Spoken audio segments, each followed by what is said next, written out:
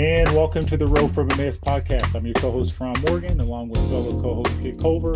Our goal for each episode each week is to take you on a guided tour of redemptive history, showcasing the beauty, splendor, and unity of God's amazing story of cosmic redemption, restoration, and renewal. We hope that our warm conversational tone and format make an unfamiliar topic for many and intimidating for some more approachable, accessible, and digestible, growing and edifying the body. This is the 17th episode in our Journey Through the Scripture series. For those new to the podcast, our discussion format each week will be to respond to the discussion questions embedded at the bottom of the study notes document. You can find this linked in the podcast description box. In the same box, you'll also find a link to our website, roadfromemmaus.com, where we share a bit about ourselves, how we got our podcast name, and provide several helpful resources to help you dig further into redemptive history, no matter where you are in your personal journey. From time to time, Kit and I will also respond to direct questions that you as listeners may post on our email address, which is contact@roadfromemmaus.com. Before we jump in, make sure you subscribe to our podcast and hit that bell for notifications so you always know when fresh content drops. We drop a new episode every Monday, so we look forward to you taking this exciting ride with us as we go through the scriptures. To just quickly recap where we were last time too, we took a dive into really helping provide some connective tissue from the Song of Moses and the amazing exaltation that I'm sure the Israelites felt too as they emerged victorious through the Red Sea, all the way up into helping us understand the preparations for the covenant at Sinai, which we're going to jump into. It was really important for us to unpack and highlight the importance of what was happening during that transition period too. Just to give you some fuller context, and these notes will sound familiar for those who have listened to last time. Israel departed from the Red Sea full of joy and hope, having just watched their God deliver them from the Egyptian taskmasters through the mighty and terrifying act of supernatural power. As I've already mentioned, this goes back to the Song of Moses, Exodus 15, 1 through 18. But no sooner did they set out on their exultant joy and praise turned to unbelief, resentment, and grumbling, which only grew worse over the next 3 months until they arrived at Sinai. This brief interval is recounted in Exodus 15:20 through 18:27, and it highlights 5 distinct tests, which we unpacked last episode, that Israel failed, revealing the nation's fickleness, lack of faith, and faltering commitment to their covenant God, who had just liberated them through his mighty work of redemption. This series of failures was the context for Israel's arrival at Mount Sinai, where God intended to meet his people and enter into covenant with them. This covenant is known as the Law of Moses, and it has been variously understood by different Christian traditions. What are some of those differing views, and how have they influenced Christian doctrines and ethics, Kit? Well, there's a lot that can be said about that, but just I think we wanted to touch on this because it is important to think of the law of Moses in the way that we've been already kind of laying the groundwork for. The law of Moses is the covenant with Israel, which was the way in which God was ratifying the Abrahamic relationship with them. And if we don't look at it in that way, then we, particularly in the modern West, medieval, post-medieval West, we tend to think of law in terms of, a collection of statutes or regulations or commandments that carry some sort of righteousness attached to conforming to them, or, a sanction, a punishment associated with violating them. And I think we see in various Christian traditions, certainly from the Middle Ages forward, that kind of general perspective. And so whether we think of the law of Moses as kind of having its centerpiece in this thing called, the Ten Commandments, eternal moral law, as God's standard for human beings to meet their obligation of righteousness in order to dwell in his presence, or in some traditions, the law of Moses is seen as specifically God's righteous requirements for Israel, which don't maybe necessarily or directly pertain to us as Christians, because we're not Old Testament Israel, we're New Testament church, we're under a new covenant of grace and not law. And so there are lots of ways in which this fleshes itself out. But the key is to hold, again, the understanding that the law of Moses, and we'll talk more about this, I'm sure, but law as Torah, this is God's revealed disclosure, instruction, prescription to Israel as the Abrahamic people in view of their own identity, election, and calling. And so the law of Moses defines and prescribes what it means for Israel as the Abrahamic people, to be what God has set them apart to be. But viewed within the developing redemptive history to that point, what was the purpose for this covenant and what did it reveal about Israel's identity, calling, and privilege before God? Well, and I guess I've kind of hinted at that, but often people will either flatten, I think we've talked a little bit about, both on the reform side and the dispensational side. On the one side, there's a tendency to kind of flatten all of these covenants into just, a one covenant of grace or whatever, or in a sense, on the other side, to treat each of these covenants very independently.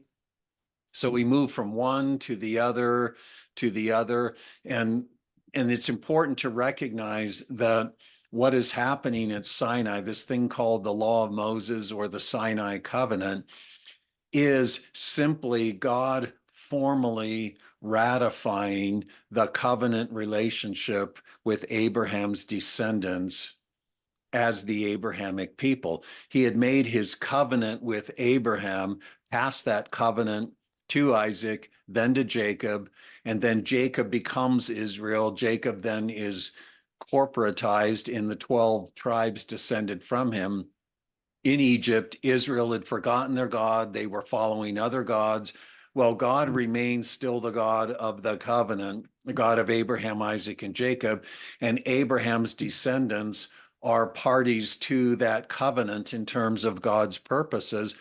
And so now he's got to reintroduce himself to them, reestablish this relationship, not just in generic terms, but specifically the relationship with him as the God of Abraham, Isaac, and Jacob, them as the Abrahamic people, so that the covenant at Sinai is God saying, yes, this covenant that I made with your fathers and through the fathers, unto you, I am now formally ratifying that covenant relationship with you.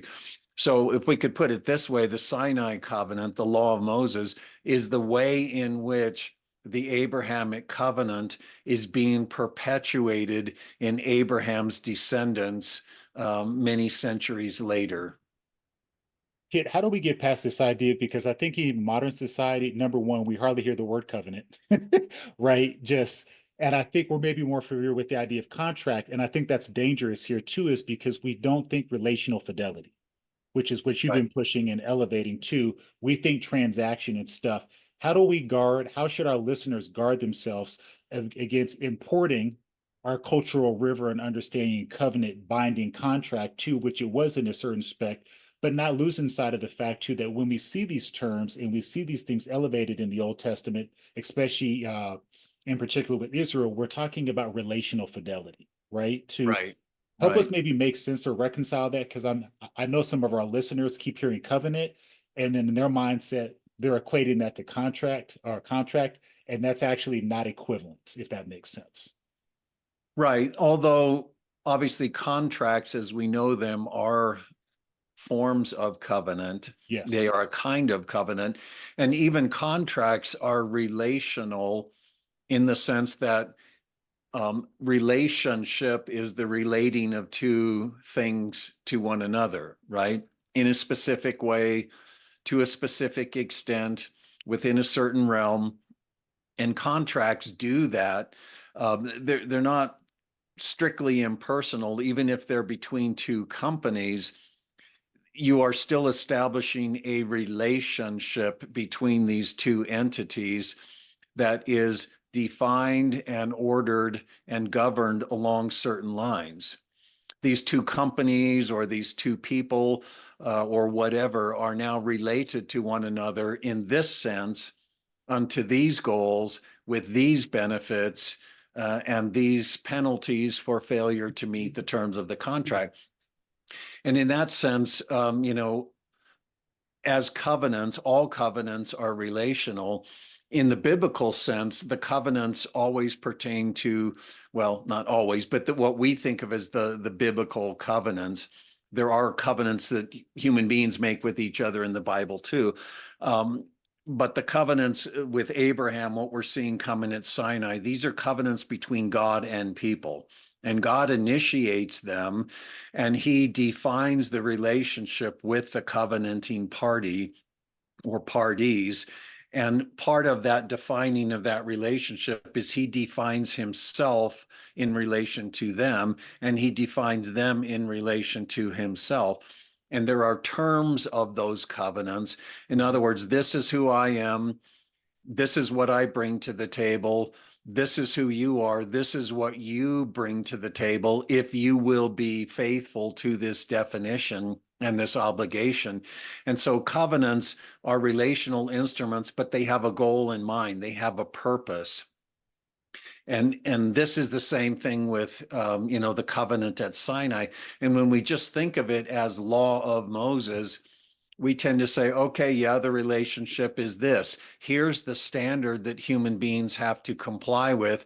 If they will comply with it, then it will go well for them and they can go to heaven or dwell with God or whatever. If they don't meet the standard, then they're going to be eternally separated from God, condemned in hell or whatever.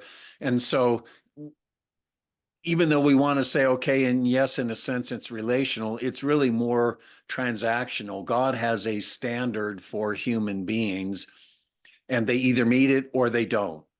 And if they meet it, then it goes well for them and they get the blessing promised in the covenant. If they don't, then it doesn't go well for them. And we have to kind of get past that way of thinking to understand that this relationship that these covenants are establishing ultimately have to do with God's intent for his human creature, as we keep saying over and over and over again, as presented in Genesis, the human creature to actually be the image son through whom God is present and operative and carrying out his lordship, his wise, loving rule over his creation. And so this is more than just meeting a standard or not meeting a standard. This is about the obligation of human beings to fulfill their human identity and vocation. And that's what gets bound up in Israel as the instrument to see that realized. So Sinai and the Sinai covenant, the law of Moses, has to be viewed through that lens. Indeed. What did God require the Israelite people as their preparation for entering into formal covenant union with him? And then what did this process reveal about the intimacy and presence the Lord possessed with his people, Kip? Well, there were kind of two initial charges that you see in Exodus 19 as the people arrive at Sinai. And the first is a charge to them that shows again the intent behind the covenant, the intent behind this formal relationship that God is establishing with them.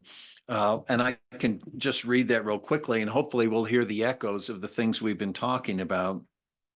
It says, and Moses went up to God. This is when they arrived at Sinai, chapter 19, verse 3.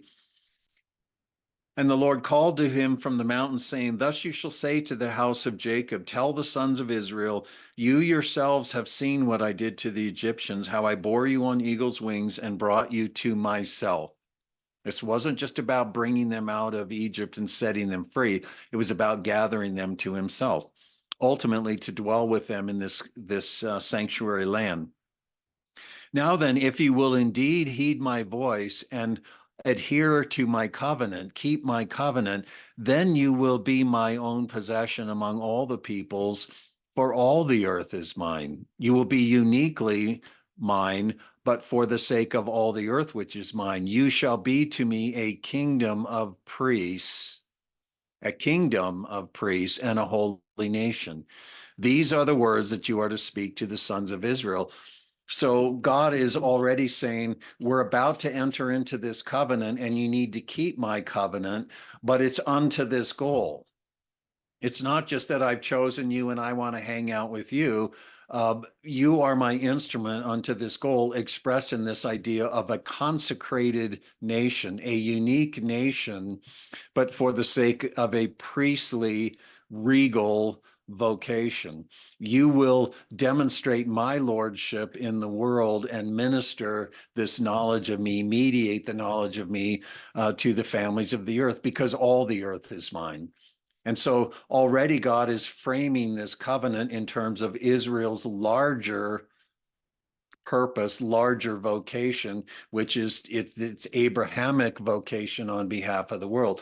So that's the first charge. The second charge is then, okay, as a holy people, now they're going to encounter God on Mount Sinai and they need to prepare themselves. So there's this obligation of cleanliness, this obligation of separation. And that follows in the next section. Behold, I shall come to you in a thick cloud in order that the people may hear when I speak with you, and they may also believe in you, that you are my mediator. So Moses told the words of the people to the Lord, or the words of the people to the Lord. And then the Lord said to Moses, go and consecrate them today and tomorrow. Let them wash their garments. Let them be ready for the third day. And on the third day, the Lord will come down on Mount Sinai in the sight of the people. You shall set bounds for them all around, saying, beware that you do not go up on the mountain or touch the border of it. Whoever touches the mountain will surely be put to death. No hand shall touch him, but he shall be stoned or shot through. Whether beast or man, he shall not live. When the ram's horn sounds a long blast, they shall come up to the mountain. So Israel is now going to encounter its God in his holy mountain. This Sinai becomes a kind of sanctuary manifestation of where God is. And Moses is going to fulfill this mediatorial role, but they've got to be prepared to meet him. And that looks like consecration, but also at a distance. And that's very important also. I think we'll be touching on that. So God's unique possession, a kingdom of priests, I'm going to dwell among you. You're going to dwell with me. But there's this idea of distance. Mm-hmm. Don't come here. You'll be killed. If anyone draws too near, this is going to be a problem. So this is the way in which God is preparing them now and framing this whole idea of the covenant and its relationship that's going to be established. Consistent with the pattern of ancient covenants and treaties, God introduces his covenant by identifying himself as the initiating party. What is the purpose for this practice, and how does God identify himself to the Israelite counterparts who were the second party in the covenant? Well, just like with contracts, if you read a contract, they start out by defining the contracting parties. And usually they're fully named and then hereafter referred to as whatever. Yep. But the covenanting or contracting parties are identified at the first and identified in terms of who they are in relation to the other party. And so this as a covenant in that sense, according to even those ancient treaties, with a king and a people, a ruler and a people, the initiating party is God himself, and he identifies himself in relation to them. And this is how he does it. He says, I am Yahweh, your God, who brought you out of the land of Egypt, out of the house of slavery. And so he wants them to understand, first and foremost, that his relationship with them is one of redeemer. He is the liberator. He is the provider. He is the redeemer. Israel is to see itself as a redeemed people. The way in which they become God's people is through a mighty liberating act. He has delivered them from a bondage to bring them to himself. He is their redeemer. And that's the fundamental way in which they're to think about him and this covenant relationship with him. Building on what you just shared, most importantly, what is the significance of God wanting Israel to perceive its covenant relationship with him in terms of him being their Redeemer Father? And how does God's self-identification define Israel's identity under the covenant and its obligation of obedience and faithfulness? Well, again, as we've kind of been hinting at and even trying to flesh out a little bit, this relationship is in many ways a unilateral relationship. And we say, well, no, that's not the case at all. You know, Israel, here's the law of Moses. Israel has to keep the law. They have obligations. There's things they have to do. God's already said, keep my covenant. Well, that keeping of the covenant is them carrying out and with integrity fulfilling their identity as son of God. We saw that when God even sends Moses to Israel in Egypt, he says, Israel is my son. This is the message that comes to Israel, the message that comes to Pharaoh. Israel is my son, my monogenes, my uniquely begotten, my peculiar son. Let my son go that he might serve me. So Israel's obligation was the obligation of sonship. That's why even this phrase, Redeemer, Father, God is the Redeemer, but he's the Father of Israel too. And Israel's vocation, as we keep saying, is to make God known to the world, to be the light of God into the nations. And the way that they will do that is by faithfully fulfilling their sonship, because the son is of the Father. And when you see a son who is true to his identity, that son will make the Father known. This is really what Jesus is getting at later when he says, if you've seen me, you've seen the Father. When you see me, a man, faithfully, fully fulfilling my sonship, it's a true and a real, a full disclosure of the Father himself. So Israel's obligation was to, let me put it this way, Israel's covenant keeping was not about complying with a list of commandments and ordinances as some sort of moral standard. Israel's obligation was to fulfill its identity and calling as son of God for the sake of the world. Would that look like behaving in a certain way? Yes. But again, not just because of some arbitrary abstract standard of behavior or whatever, but as the way in which Israel would carry out its sonship. So what the covenant does then at Sinai is it defines Israel's sonship in relation to God. God is Redeemer, Father. You are my son. You are a holy nation. You are to be priests and kings, a regal priestly nation for the sake of the world. Now, here's what that will look like in practice. And we come immediately then into the Decalogue, right?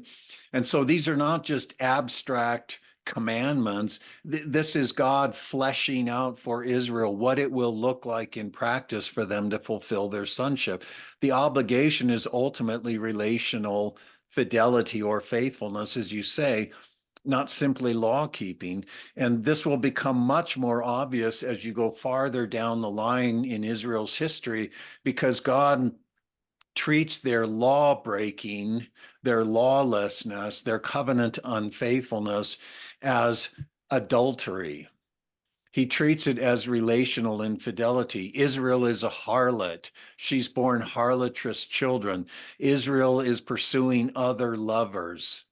She has been unfaithful to me. She has, lifted her skirts to other gods. And it's all the language of even sexual unfaithfulness, relational unfaith. Israel is an unfaithful wife of Yahweh who's born unfaithful children. And so God views this covenant breaking in relational terms, not in terms of statutory violation in the way that we've kind of been conditioned to think, as if God just has a list of rules and regulations, and if we'll do that, then it'll go well. And if we don't, then we get punished according to whatever the sanction of the commandment is.